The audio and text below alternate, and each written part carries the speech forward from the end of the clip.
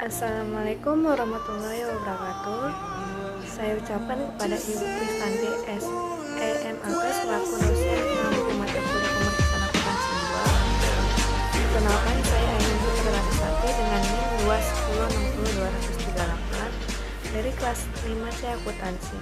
Pada kesempatan kali ini, saya akan mempresentasikan mengenai audit siklus perolehan dan pembayaran, pengujian pengendalian, pengujian substantif atas transaksi dan utang usaha.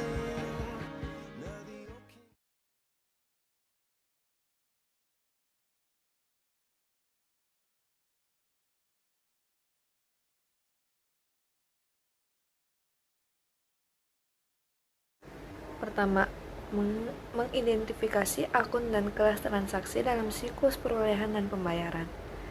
Perolehan barang atau jasa merupakan aktivitas seperti adanya pembelian bahan baku, perlengkapan, peralatan, prasarana, reparasi, dan pemeliharaan serta penelitian dan pengembangan. Sedangkan pembayaran barang atau jasa bisa dikatakan adalah aktivitas penting bagi seluruh entitas karena secara langsung mengurangi saldo akun utang usaha utang, terutama utang dagang.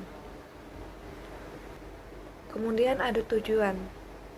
Tujuan dalam audit siklus perolehan dan pembayaran adalah untuk mengevaluasi akun yang dipengaruhi oleh perolehan barang dan jasa dan apakah pengeluaran kas untuk perolehan tersebut secara wajar disajikan sesuai dengan prinsip akuntansi yang diterima umum. Ada akun dan kelas transaksi dalam siklus perolehan dan pembayaran. Terdapat 3 kelas transaksi yang dimasukkan dalam siklus. Yang pertama adalah perolehan barang dan jasa, yang kedua pengeluaran kas, yang ketiga retur dan pengeluaran. Berikut ada gambar akun-akun dalam siklus akuisisi dan pembayaran. Gambar di atas menunjukkan cara informasi akuntansi mengalir melalui berbagai akun dalam siklus perolehan dan pembayaran. Pada gambar tersebut menunjukkan bahwa setiap transaksi di debit dan kredit ke utang usaha. Karena banyak perusahaan melakukan perolehan secara langsung dengan menggunakan cek atau kas kecil atau petty cash, kita asumsikan bahwa perolehan yang dilakukan secara tunai diproses dengan cara yang sama seperti yang dilakukan dengan utang usaha. Akun-akun dalam siklus perolehan dan pembayaran. Yang pertama ada wesel bayar, beban bunga, beban penjualan, hutang obligasi, modal saham, saham biasa, saham treasury, laba ditahan, properti bangunan, beban dibayar di muka, bunga yang masih harus dibayar, modal saham-saham preferan, modal yang disumbangkan, akun modal perusahaan perseroangan, akun modal perusahaan persekutuan, dividen yang terhutang, dividen yang diumumkan. Yang kedua, menjelaskan fungsi bisnis serta dokumen dan catatan dalam siklus perolehan dan pembayaran. Fungsi bisnis serta dokumen dan catatan dalam siklus perolehan dan pembayaran. Siklus perolehan dan pembayaran melibatkan keputusan dan proses yang diperlukan untuk memperoleh barang serta jasa guna mengoperasikan suatu bisnis. Siklus ini umumnya dimulai dengan pembuatan permintaan pembelian oleh karyawan yang berwenang yang memerlukan barang dan jasa. Lalu akhirnya dengan pembayaran utang usaha, permintaan akan barang dan jasa oleh personal klien merupakan titik awal bagi siklus ini. Bentuk bagi dari permintaan itu dan persetujuan yang diperlukan pada sifat barang dan jasa serta kebijakan perusahaan. Dokumen yang umum digunakan meliputi: yang pertama, permintaan pembelian. Digunakan untuk meminta barang dan jasa oleh karyawan yang berwenang. Hal ini dapat berupa permintaan perolehan seperti atas bahan oleh seorang mandor atau supervisor ruang penyimpanan, perbaikan luar ruangan oleh personel kantor atau pabrik, atau asuransi oleh wakil presiden direktur yang bertanggung jawab atas properti dan peralatan. Yang kedua, pesanan pembelian. Dokumen yang digunakan untuk memesan barang dan jasa dari vendor. Pesanan tersebut mencakup deskripsi, kuantitas, dan informasi terkait mengenai barang serta jasa yang ingin dibeli perusahaan dan seringkali digunakan untuk menunjukkan otorisasi perolehan. 3. Faktur vendor. Dokumen yang diterima dari vendor dan menunjukkan jumlah yang terutang atas suatu perolehan. Faktur tersebut menunjukkan deskripsi dan kuantitas barang serta jasa yang diterima, harga atau termasuk ongkos angkut, syarat diskon tunai, tanggal penagihan, dan total jumlahnya. Faktur vendor merupakan hal yang penting karena menunjukkan jumlah yang tercatat dalam file transaksi perolehan. Yang keempat, memo debit. Dokumen yang diterima dari vendor dan menunjukkan pengurangan jumlah yang terutang kepada vendor akibat retur barang atau pengurangan yang diberikan. Memo tersebut sangat mirip dengan faktur vendor, tetapi mendukung pengurangan utang usaha dan bukan peningkatan. Voucher sering digunakan oleh organisasi dalam menetapkan cara yang formal untuk mencatat dan mengendalikan perolehan, terutama dengan memungkinkan setiap transaksi perolehan diberi nomor urut. Yang keenam, file transaksi perolehan. File yang dibuat komputer yang meliputi secara transaksi perolehan yang diproses oleh sistem akuntansi selama suatu periode, seperti 1 hari, 1 minggu, atau 1 bulan. File ini berisi semua informasi yang dicantumkan ke dalam sistem dan meliputi informasi tentang setiap transaksi, seperti nama vendor, tanggal, jumlah, klasifikasi akun atau klasifikasi dan deskripsi, serta kuantitas barang dan jasa yang dibeli.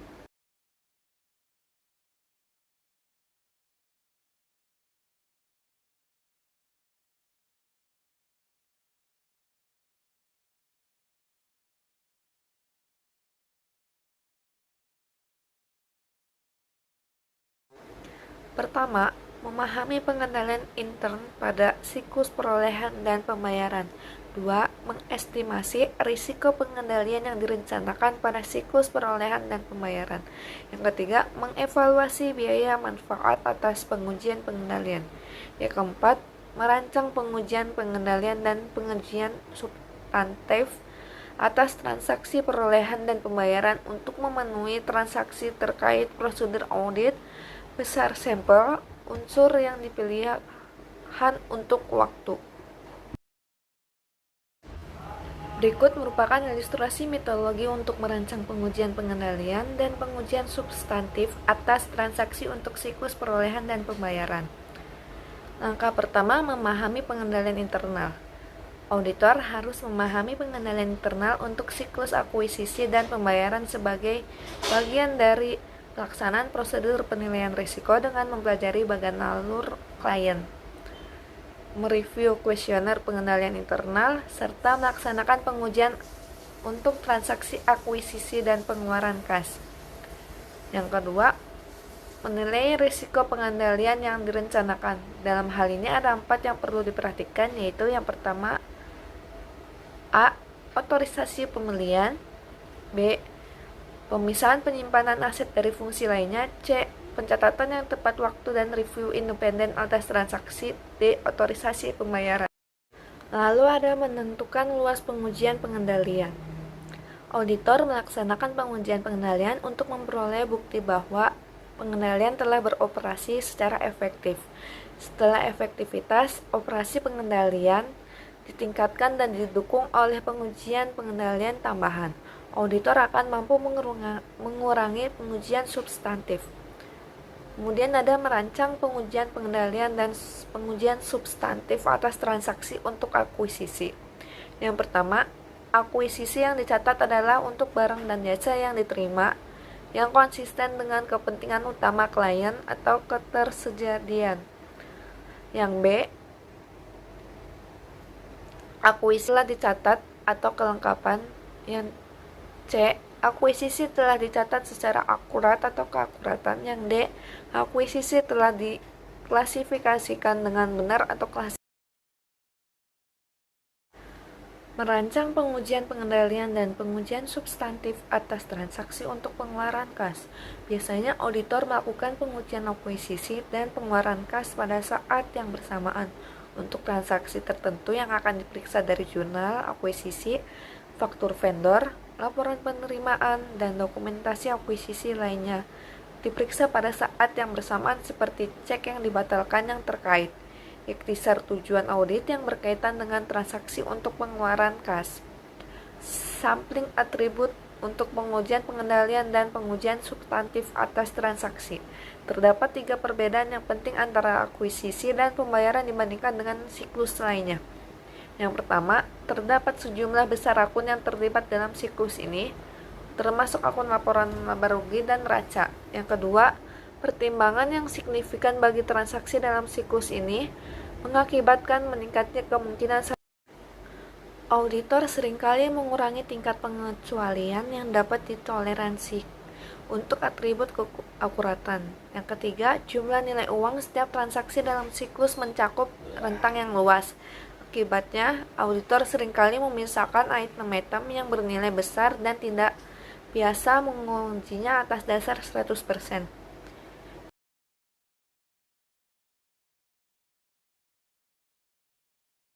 Menjelaskan metodologi untuk merancang pengujian terinci atas saldo untuk utang usaha. Bagian merancang pengujian atas rincian saldo utang usaha. Mengidentifikasi risiko bisnis yang mempengaruhi utang usaha masuk di tahap pertama. Tahap ini, auditor harus memahami sifat perubahan sistem yang digunakan untuk mengawali serta mencatat aktivitas akuisisi dan pembayaran untuk mengidentifikasi apakah risiko bisnis klien dan pengendalian manajemen yang terkait mempengaruhi kemungkinan salah saji yang material dalam utang usaha.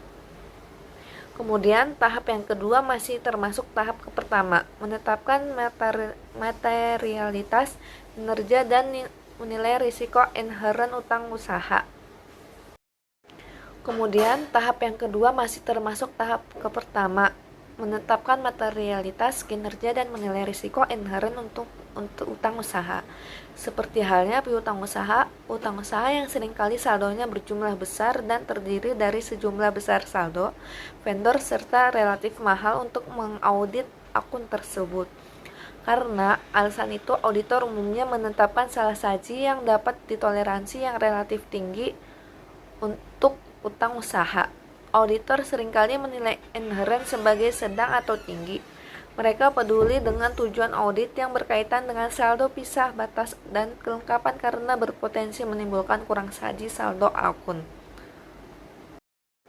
Kemudian, tahap yang kedua masih termasuk tahap pertama, menetapkan materialitas, kinerja, dan menilai risiko inheren untuk utang usaha. Seperti halnya piutang usaha yang seringkali saldonya berjumlah besar dan terdiri dari sejumlah besar saldo, vendor, serta relatif mahal untuk mengaudit akun tersebut. Karena alasan itu, auditor umumnya menetapkan salah saji yang dapat ditoleransi yang relatif tinggi untuk utang usaha. Auditor seringkali menilai inheren sebagai sedang atau tinggi. Mereka peduli dengan tujuan audit yang berkaitan dengan saldo pisah batas dan kelengkapan karena berpotensi menimbulkan kurang saji saldo akun. Merancang dan mengidentifikasi pengujian pengendalian dan merancang dan melaksanakan prosedur analitis untuk utang usaha. Setelah menetapkan salah saji yang dapat ditoleransi dan risiko inheren, auditor menilai risiko pengendalian berdasarkan pemahaman terhadap pengendalian internal. Pengujian substantif bergantung pada keefektifan relatif pengendalian internal yang berhubungan dengan utang usaha. Setelah menilai risiko pengendalian, auditor merancang dan melaksanakan pengujian pengendalian serta pengujian substantif atas transaksi akuisisi dan pengeluaran kas. Merancang pengujian atas rincian saldo utang usaha untuk memenuhi tujuan audit yang berkaitan dengan saldo, terdiri dari prosedur audit, ukuran sampel, item yang akan dipilih, penetapan waktu. Metodologi perencanaan pengujian terinci atas saldo utang usaha. Yang pertama, identifikasi risiko bisnis klien yang mempengaruhi akun kewajiban utang usaha. Yang kedua, tentukan salah saji yang dapat ditoleransi referensi dan menilai risiko bawaan untuk akun utang usaha. Yang ketiga, taksiran risiko pengendalian untuk utang usaha. Yang keempat, rancangan dan laksanakan pengujian pengendalian dan pengendalian substantif atas transaksi untuk siklus perolehan dan pembayaran. Tujuan audit yang berkaitan dengan saldo yang dapat diterapkan pada kewajiban dengan 3 modifikasi kecil. Yang pertama, tujuan nilai realisasi tidak dapat diterapkan pada kewajiban. Nilai realisasi hanya dapat diterapkan pada aset. Yang kedua, aspek hak dalam tujuan hak dan kewajiban tidak dapat diterapkan pada kewajiban untuk aset. Auditor memperhatikan hak klien atas penggunaan dan pelepasan aset untuk kewajiban. Auditor memperhatikan kewajiban klien atas pembayaran kewajiban. Yang ketiga, untuk kewajiban penekanan diberikan pada pencarian kurang saji dan bukan lebih saji. 5. Menjelaskan fungsi bisnis serta dokumen dan catatan dalam siklus perolehan dan pembayaran. Selanjutnya ada merancang prosedur analitis untuk utang usaha. Luas pengujian untuk mengungkapkan utang usaha yang belum tercatat yang seringkali disebut pencarian utang usaha yang belum tercatat sangat tergantung pada penilaian risiko pengendalian dan materialitas saldo akun yang potensial. Berikut adalah prosedur audit yang umum. Yang pertama, memeriksa dokumentasi yang mendasari pengeluaran kas. Selanjutnya, yang kedua, memeriksa dokumentasi yang mendasari tagihan yang belum dibayar beberapa minggu setelah akhir tahun. Yang ketiga, menelusuri laporan penerimaan yang dikeluarkan sebelum akhir tahun ke faktur vendor terkait. Yang keempat, menelusuri laporan vendor yang menunjukkan saldo yang jatuh tempo ke neraca saldo utang usaha. 6. Merancang pengujian terinci atas akun utang usaha. Merancang pengujian terinci atas akun utang usaha. Utang usaha harus dibedakan dari kewajiban akrual dan kewajiban berbunga. Kewajiban akan dianggap utang usaha hanya jika total kewajiban itu diketahui dan terhutang pada tanggal neraca. Jika kewajiban mencakup pembayaran bunga, hal tersebut harus dicatat sebagai wesel berbayar, utang kontrak, utang hipotek, dan utang obligasi.